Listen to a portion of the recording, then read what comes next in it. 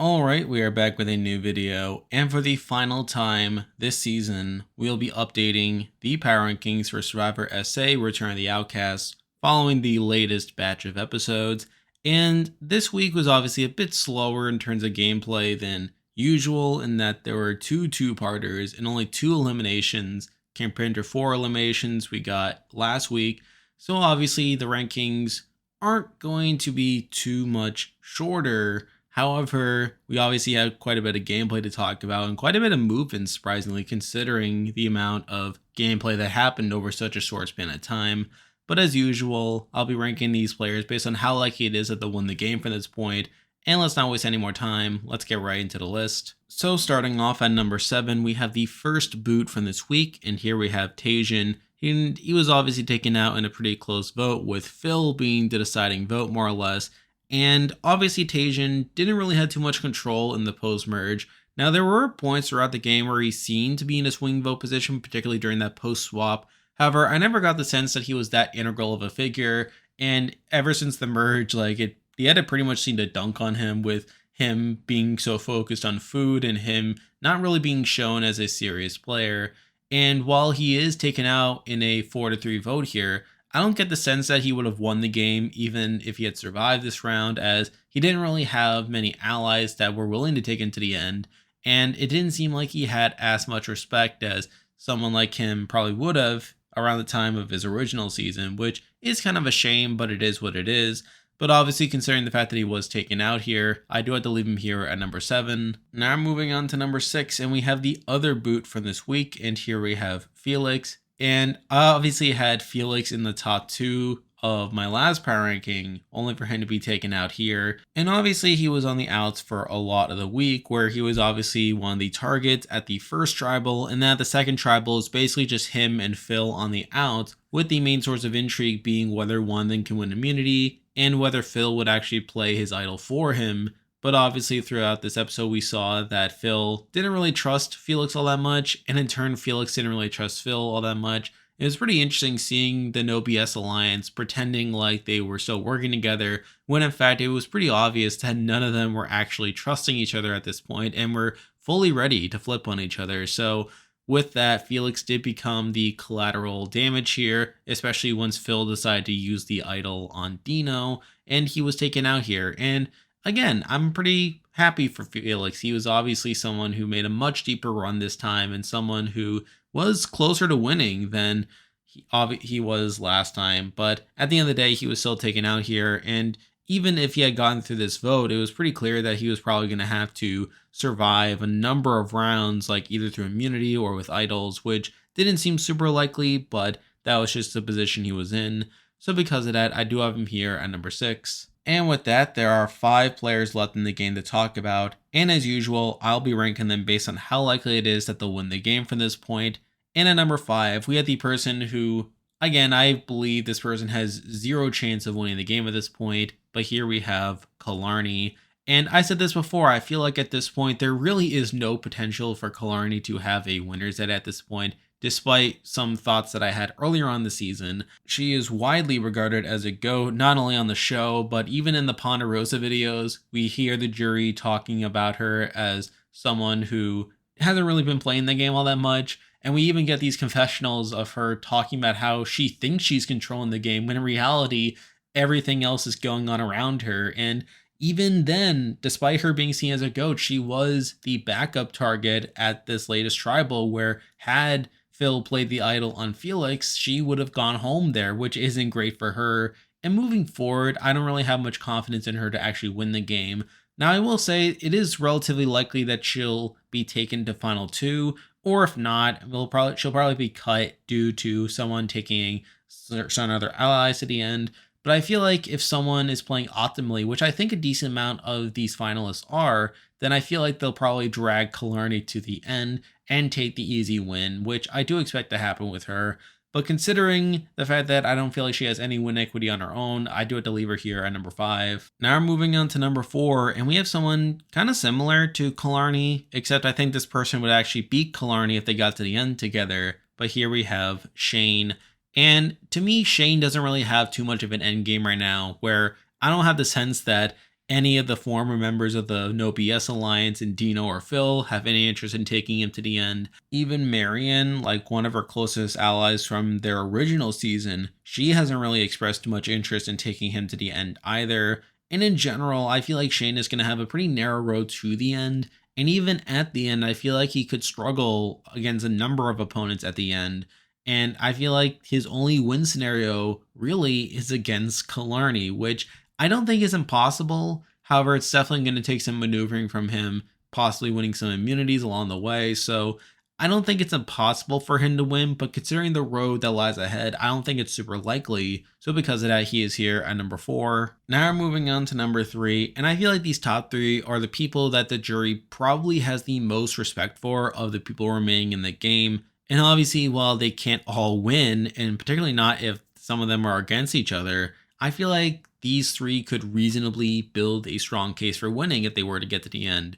But at number 3, we probably have the one who's in the most danger coming into this next round, and here we have Phil. And obviously Phil was put in a pretty bad spot, especially following the last tribal where he was seen as the primary reason why Tasian went home, and through that his main alliance, the No BS Alliance, basically crumbled, where obviously Dino is now fully on the Marion side of things, and even Felix, someone who he was seen as working together with, even they didn't really trust each other at that point. And Phil was pretty much the biggest target between the two, to where had Phil not won that last immunity challenge, there was a decent chance he could have gone home there. And obviously he does have the idol, but that was only valid through this latest round, so that wasn't really too much beyond that.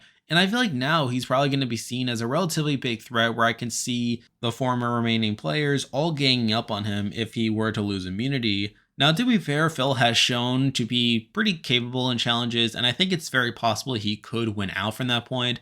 But considering that his primary way to the end at this point, I don't really see how that makes him more likely to win than the next 2 people we'll be talking about.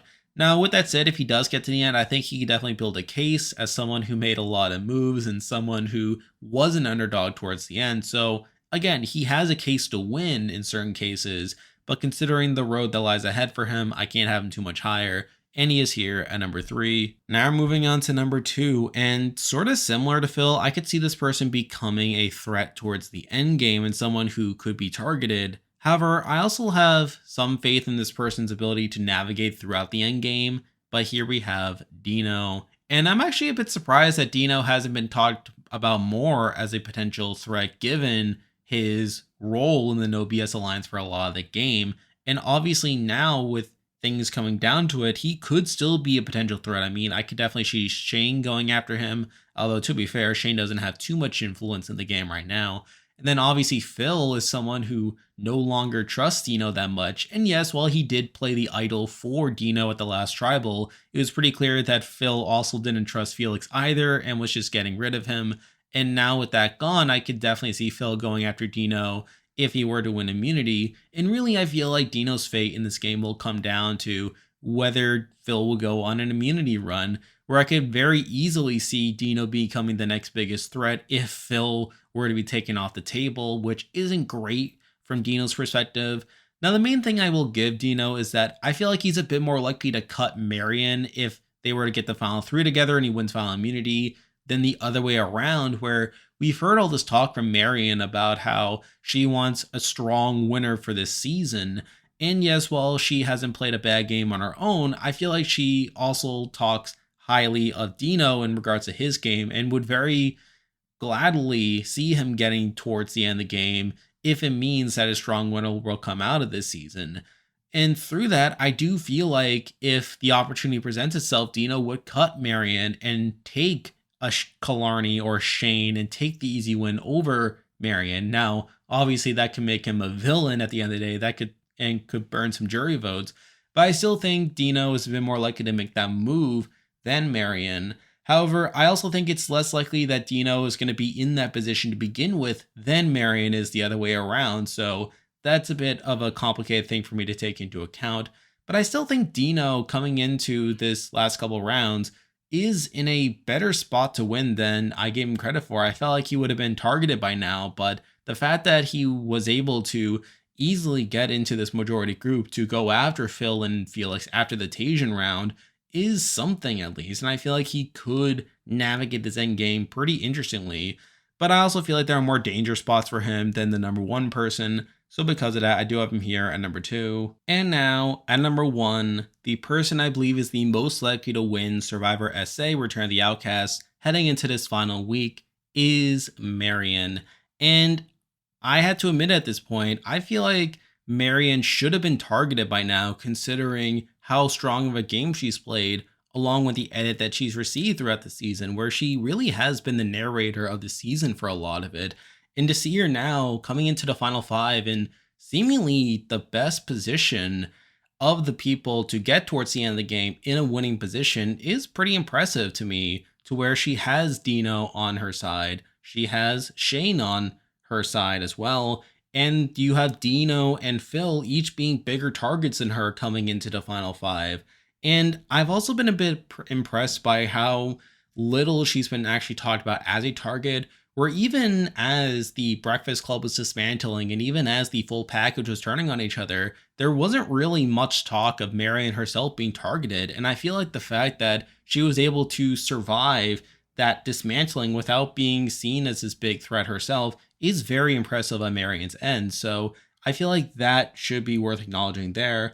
And again, I feel like she's in the best position to get towards the end of the game, where there are obviously bigger targets ahead of her coming into this last couple of rounds. And I feel like she has probably the best road to the end of the people who I think have a legitimate shot to win.